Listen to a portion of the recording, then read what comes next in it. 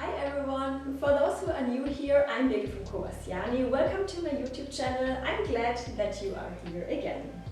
Before we start with today's freebie tutorial, I wanted to show you this dress here, which is a pattern hack of my blouse pattern Stella, which is available in my shops. The links are below this video here.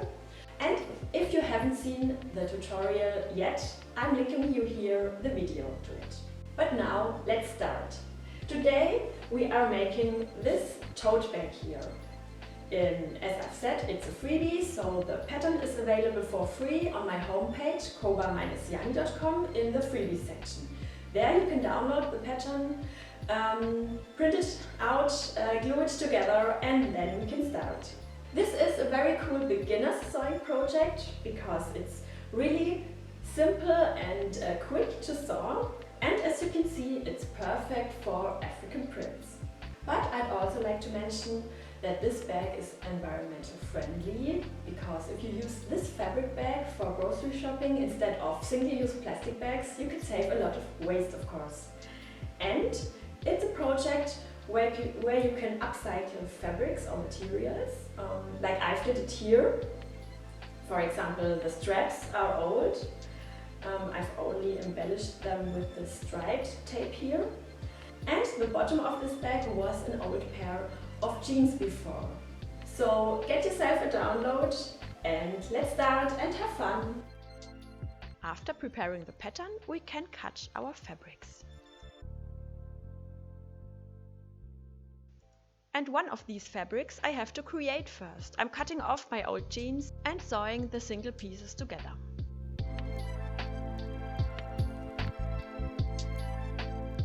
And of course I'm ironing flat the linking seams. And now that my upcycled fabric is ready, I can cut out the pattern piece for the bag bottom.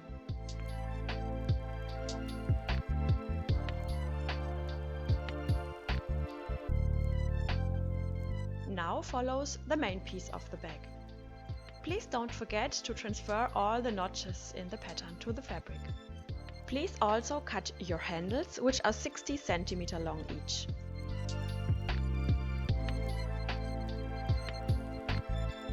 I'm also transferring the mark for the label later. Now we will sew on the bag bottom. This is quite similar to the burrito method for yokes.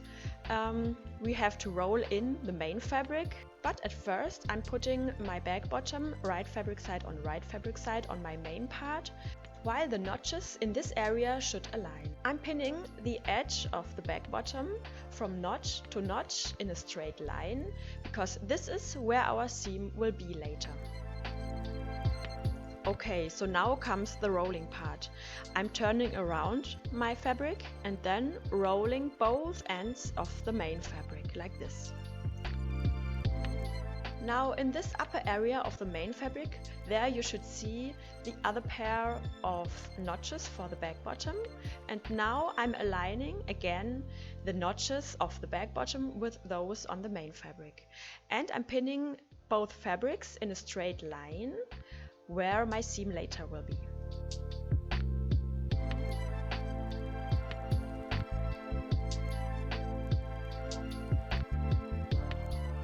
Okay, so now the burrito is rolled.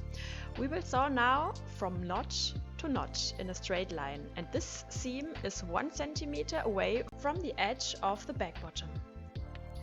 These two seams I'm making here. Please make sure that you don't sew in another layer of this burrito thing here. I'm only sewing on 2 layers now.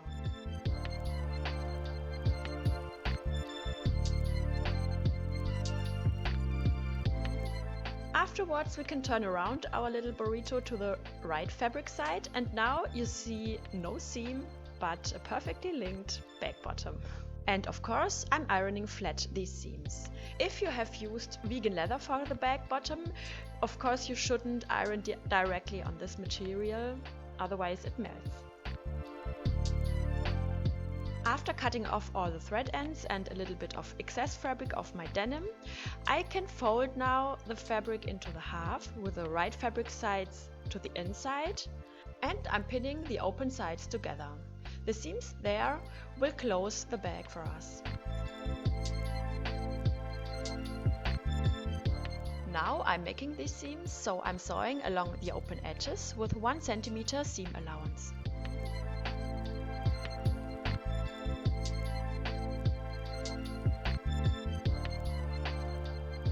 At these same sides, of course, we have to cast the edges.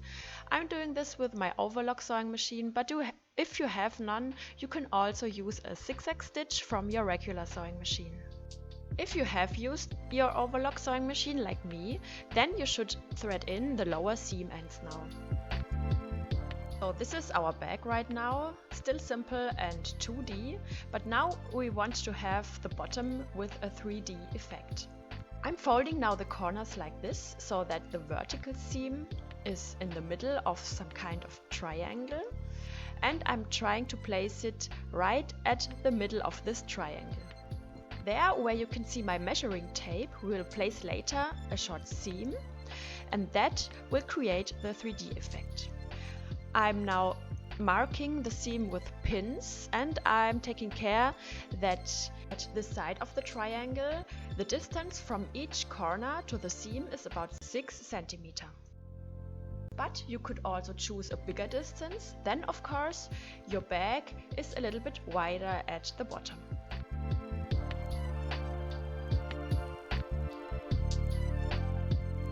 Here you can again see a little bit more close that the seam is in the middle at this side of the triangle, 6 or 7 cm, and this is the effect the seam will create.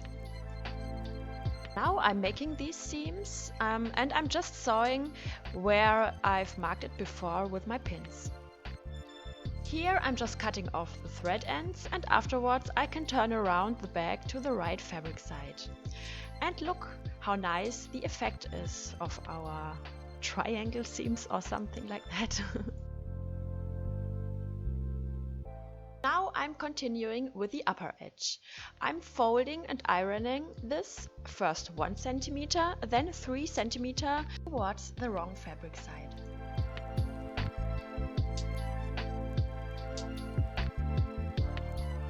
Then I'm adding the handles.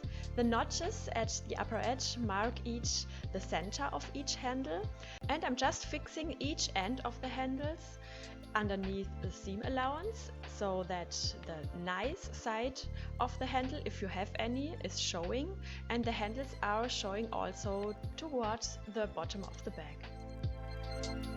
Now I'm stitching the upper edge, a little bit less than 3 cm away from the edge now. The handles are still at the inside of the bag and showing downwards. You can make the stitching either from the right fabric side or from the inside.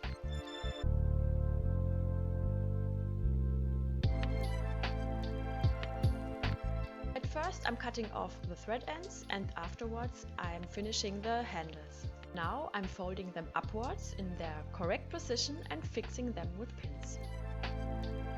And with this stitching we'll fix the handles.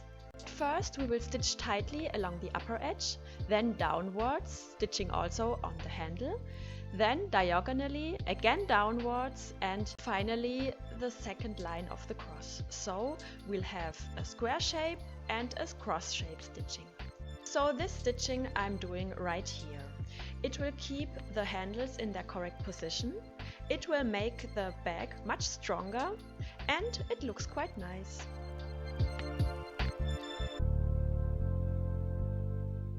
At first I'm stitching on my label onto the label base. In my case I'm using a vegan leather tape, and of course I'm using a thread color matching to my label.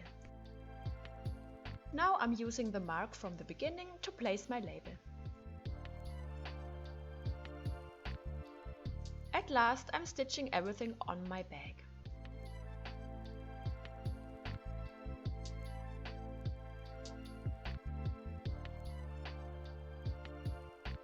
Ready?